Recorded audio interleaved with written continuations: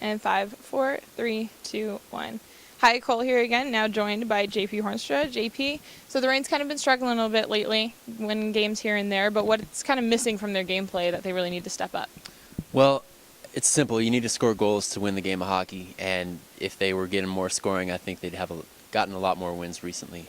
They're dealing with injuries right now with Sean Collymore, second leading scorer this season. He's out with a lower body injury, not expected to come back, not expected to start skating again until this weekend.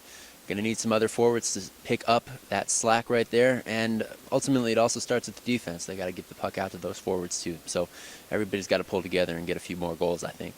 Yeah, absolutely agree. So this past weekend in Utah, there's a big altercation Sunday, tough game. Care to comment on any of that?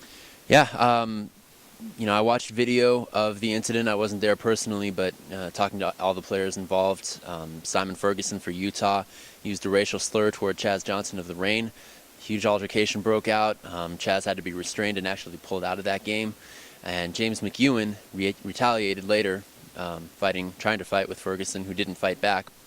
McEwen ended up getting kicked out of the game himself, and then today we found out that McEwen is going to be suspended for the next 4 games as well as being fined. Chaz Johnson is going to be suspended tonight as well as being fined. And as far as the Utah players, Simon Ferguson, who actually used the racial slur, he's going to be suspended for 5 games as well as being fined, and Riley Emerson, Utah's enforcer, suspended for 1 game and fined.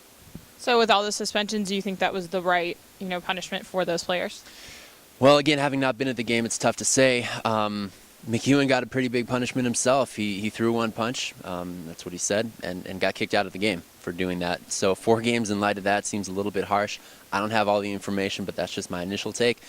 Chaz obviously got angry, and to get 1 game suspension for that, perhaps that's justified, but he was the victim of a racial slur, so it's hard to see why you would punish the victim. And as far as 5 games for Simon Ferguson, I was trying to talk to the ECHL earlier today if there is any precedent for that. I don't know that there is.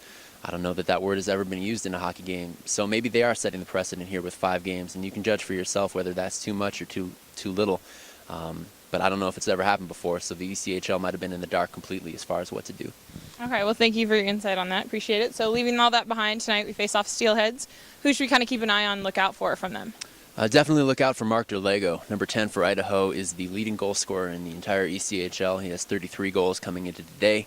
He's going to be the man to stop. Look out for number 10. If the Rain can stop number 10, I think they'll have a chance.